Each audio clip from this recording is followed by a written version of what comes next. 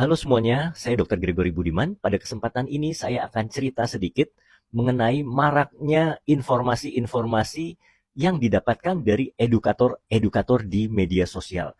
Kita harus saring, kita harus filter mana informasi yang benar, mana informasi yang tidak benar. Karena begitu banyak sekali informasi yang beredar di media sosial. Saya kasih contoh, misalkan mengenai diet. Ada diet ekstrim, diet karnivor. Misalnya tidak boleh makan karbo sama sekali, hanya daging-dagingan. Dan buah-buahan dan sayur juga tidak boleh, tahu tempe tidak boleh, buah-buahan boleh, hanya alpukat saja katanya begitu. Nah, ini adalah diet yang ekstrim. Dan apakah ini benar atau tidak? Mari kita akan bahas. Akhir-akhir ini berkembang yang namanya functional medicine. Dan ini juga banyak dipopulerkan justru oleh orang awam yang seolah-olah mengerti tentang ilmu kedokteran. Functional medicine ini sebenarnya baik karena menekankan pada pola hidup yang sehat. Namun ada beberapa hal yang sesat, yaitu overclaim terhadap kesembuhan suatu penyakit. Dan kemudian anti pengobatan atau tidak setuju dengan pengobatan farmakoterapi.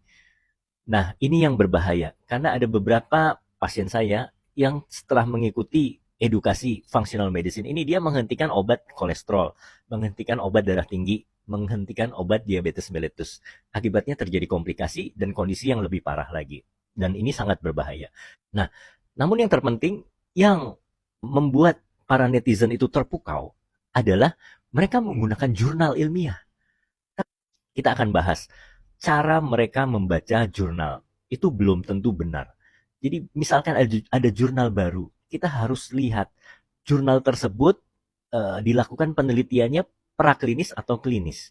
Praklinis itu bisa pada hewan coba, ya bisa juga pada in vitro atau di luar sel tubuh manusia. Sedangkan penelitian yang klinis itu juga mempunyai 4 fase. Ada 4 tahapan ya, uji klinis fase 1, fase 2, fase 3, dan fase 4.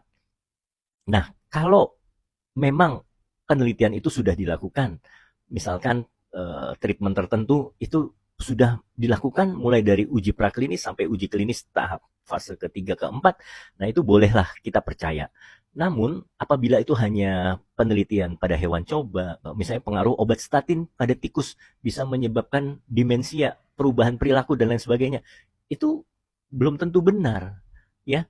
Nah itu harus dilakukan interpolasi dan penelitian uji klinis pada manusia baru bisa kita terapkan, bisa kita berikan kebijaksanaan atau prosedur atau algoritma pengobatan tersebut. Jadi tidak semua jurnal baru atau penelitian baru itu bisa kita terima mentah-mentah. Hati-hati, karena banyak terutama influencer-influencer sekarang itu seolah-olah mengatakan sesuatu yang ilmiah dengan menggunakan jurnal. Tapi kita tidak tahu jurnal tersebut isinya apa. Kadang hanya diambil judulnya saja, ya. Bahkan abstraknya tidak dibaca. Apalagi pembahasannya, detailnya. Karena kita tidak tahu, misalnya treatment A menyebabkan B, padahal itu treatment pada kondisi C, pada kondisi tertentu. Sedangkan kita kondisinya berbeda, atau itu treatment pada hewan coba, bukan pada manusia, seperti itu ya. Nah, hati-hati kita harus filter informasi supaya kita mendapatkan informasi yang benar, tidak salah ya. Contohnya satu lagi, yang mereka katakan bahwa kadar lemak dan atau kolesterol ya dan LDL yang tinggi itu aman-aman saja normal. Dan mereka menghentikan pengobatan statin, mengatakan kepada kliennya, kepada customer, kepada netizen, stop penggunaan obat statin. Silahkan diet dengan diet karnivor. Nggak apa-apa LDL tinggi.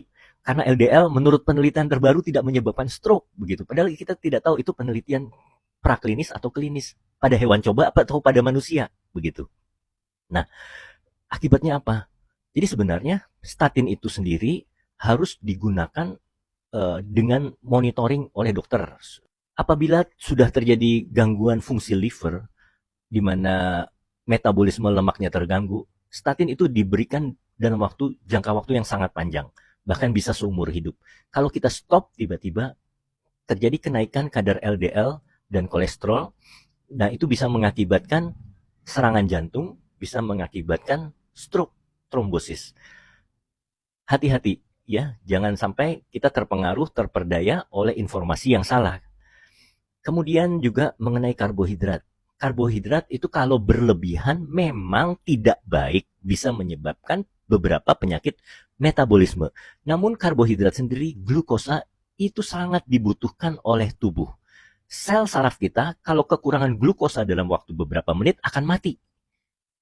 Tubuh kita kalau kekurangan glukosa, hipoglikemia, kadarnya di bawah 70 mg per desiliter, kita akan pingsan. Begitu. Jadi glukosa itu penting. Apalagi pada orang yang sakit. Misalkan orang yang sakit nih, udah rasa nggak enak badan, virus sudah masuk ke dalam tubuh kita, rasa meriang, agak pilek-pilek, kita harus makan. Kita harus cukup kalori supaya tubuh kita bisa mengeluarkan mediator-mediator untuk menghambat virus itu berreplikasi di dalam tubuh kita. Namun oleh edukator yang sesat ini, dikatakan bahwa kalau kena infeksi virus kita harus puasa 1 hari. Puasa 1 hari, dan setelah itu tidak boleh makan nasi, tidak boleh makan karbohidrat, makan hanya protein. Padahal jalur metabolisme pembentukan kalori yang utama itu dari karbohidrat. Dan karbohidrat ini sangat penting untuk pembentukan mediator untuk menekan replikasi virus. Apa akibatnya kalau kita puasa dan kekurangan kalori saat kita terinfeksi virus? Virusnya akan berkembang biak, kita akan mengalami komplikasi penyakit yang lebih parah lagi. Langsung drop, muntah-muntah bisa, ya kepala sakit sekali, badan pada sakit semua, bahkan kalau COVID-19 bisa terjadi komplikasi pneumonia, gagal napas. Oleh sebab itu banyak sekali korban edukasi-edukasi yang ngawur yang terjadi pada saat pandemi COVID-19 yang menyebabkan kondisi pasien menjadi tambah lebih parah. Dan juga pada kasus, misalkan anak, nggak usah COVID deh, anak yang demam, batuk pilek, dia nggak nafsu makan, nggak bisa makan. Ya, waktu tidur dia akan mengalami kram dan kejang karena hipoglikemia. Begitu. Jadi hati-hati. Gula itu sangat dibutuhkan oleh tubuh. Namun memang kalau intake gula yang berlebihan itu tidak baik jangka panjangnya. Supaya kita paham betul, jangan sampai kita fobia terhadap gula. Karena ada beberapa pasien yang marah-marah banget sama anaknya ketika dia makan Indomie. Ya, dia tiba-tiba 1-2 hari kemudian dia nggak enak badan, panas. Nah, dia salahin anaknya karena Indomie. Dan di situ terpatri di dalam pikiran anak tersebut bahwa Indomie, karbohidrat, nasi bikin sakit. Apa akibatnya? Ini tidak baik bagi kejiwaan anak. Setiap kali dia makan Indomie, karbohidrat, dia akan sakit. Itu yang disebut dengan psikosomatis. Dan ini sangat berbahaya. Jadi jangan sampai kita menanamkan fobia pada anak. Begitu, ya. Nah, itu fobia karbo itu tidak boleh. Sekali lagi saya katakan saya tidak menyarankan makan gula dan karbo secara berlebihan, namun sesuai dengan aturan WHO, yaitu gizi seimbang. Jadi ada porsi karbo, porsi sayuran serat, porsi buah-buahan, dan porsi protein. Ya, kemudian gulanya juga dibatasi hanya 4 sendok sehari, garamnya juga dibatasi hanya 1 sendok sehari, begitu kira-kira.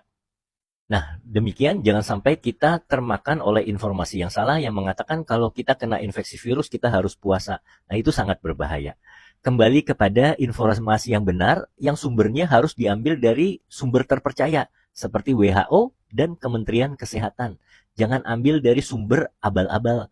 Jangan ambil dari ilmu-ilmu yang sesat, karena di luar negeri juga banyak pseudoscience. Kita harus hati-hati. Demikian saran saya, semoga ini bermanfaat bagi kita semua, silakan di-share.